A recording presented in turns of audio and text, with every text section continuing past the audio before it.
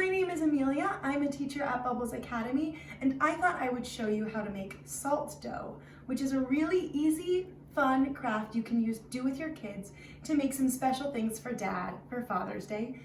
Today we're going to be making keychains and magnets, so something really that Dad can use kind of all the time. Now this project will involve some grown-up help, so do it with mom or a caregiver a few days ahead of time, or do it with Dad all together as a family. Now there are three main ingredients you'll need to make this dough, which are salt, flour, and warm water. Some recipes call for boiling water, others call for lukewarm water, so you want to make sure that your water is warm enough to the touch, but not so hot it's going to burn our little ones.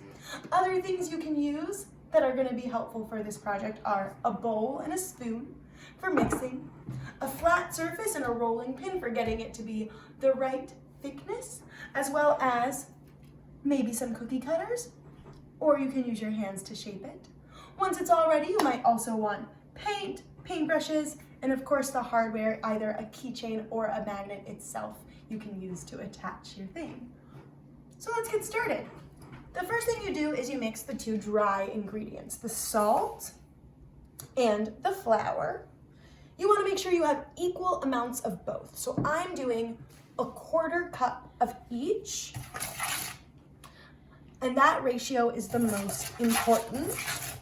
You want to make sure you mix those together first so that they're all combined and you can't tell where the flour is versus where the salt is. Once it's combined, you're going to take your warm water and mix it all around. You want half as much water as you have of the other ingredients. So if you're using a 1/4 cup like I am, you want about 1/8 of a cup of water. Too much water and your dough will get sticky. I've made that mistake. So you put the water in, and like I said, if you want to make it a little extra special, you can add a few drops of food coloring to color your whole dough. Boop, boop. Awesome. Food coloring gets a little messy, guys. Now here's a great part for your little one to help you out. They can help you pour those ingredients into the bowl, but then mixing is super fun. Having them see how the ingredients combine together, making sure that water gets mixed all the way through those dry ingredients. At first, it'll look crumbly, but the more you mix, the more the dough will start coming all together. And once you feel like those ingredients are totally mixed, there's no more powdery flour or powdery salt, you can switch out the spoon for your hands and then start kneading it. So it takes a few seconds to get it all going. See how it's crumbly right now? So you keep mixing until the dough starts to come together a little more.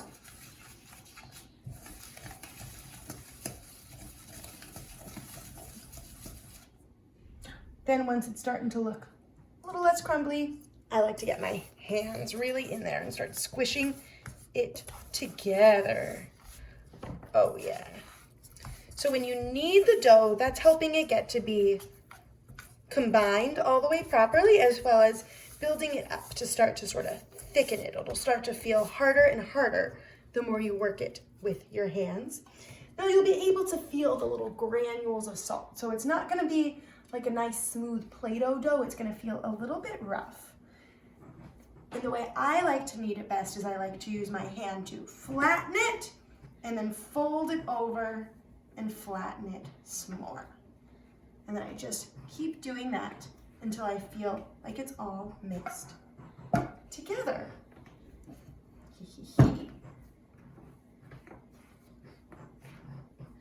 You'll know it's ready when it stops feeling quite so sticky and maybe sticking to your board. See how mine's sticking to my board a little bit? Alrighty. So once that dough is starting to really feel good, you'll take your rolling pin so that you can make it the right thickness. Now the right thickness for grown-ups is about 1/4 of an inch. You don't want it to be so thick that it's going to take forever to dry out, and you don't want it to be so thin that it's like a cracker that's going to snap. So I'm going to flip my board over, little plastic. plastic side over here to get ready to roll my dough out.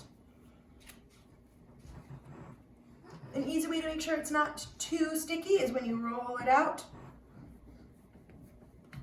making sure it doesn't stick to your surface by flipping it over as you go. Mine's liking to stick to the rolling pin, but that's okay, as long as it comes off in one piece. Flip it over, roll it out.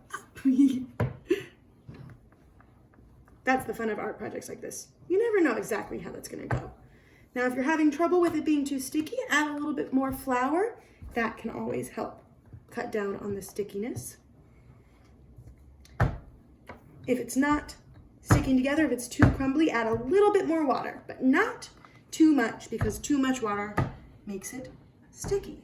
So now that you have your dough just about the right flatness, a little bit thicker than a tortilla, it's time to shape it. Now there's a few different ways you can shape it. The easiest way I like to do is with a cookie cutter. So you just take a little cookie cutter, make your shape, and then let it go out. Now, if you don't have any cookie cutters or all your cookie cutters are way too big, you can also just use your hands or a knife or something else like that. Now, if you're having your little ones do it, maybe this is where your grown-up helps you out. Yeah, we don't want our little ones carrying knives, but they can definitely use cookie cutters. You can also use some sort of a pencil, or I like to use the back of my paintbrush as a sharp object, and you can sort of draw the shape. This one's a little bit thick. You can draw it, or even take a little piece and just mold it with your hands without that rolling pin or anything, making it, flattening it with just your palm and making it the shape you want. This one's gonna be another heart like that. Usually when you hand do it, the dough tends to be a little bit thicker, so you just have to make sure that you keep sort of flattening it out as you go. So cookie cutters help, but totally not necessary if you don't have them around. Alrighty. Making sure you can lift them up off the surface is a really great way of knowing if your dough is too wet or not. So, if you're trying to make a keychain, there is one more step to do, and that is adding a little bit of a hole so that you can put that keychain through. I'm going to make this one into a keychain, just like we used for some cutting this out. You use the back end or some sort of a sharp pencil and just create a little hole there.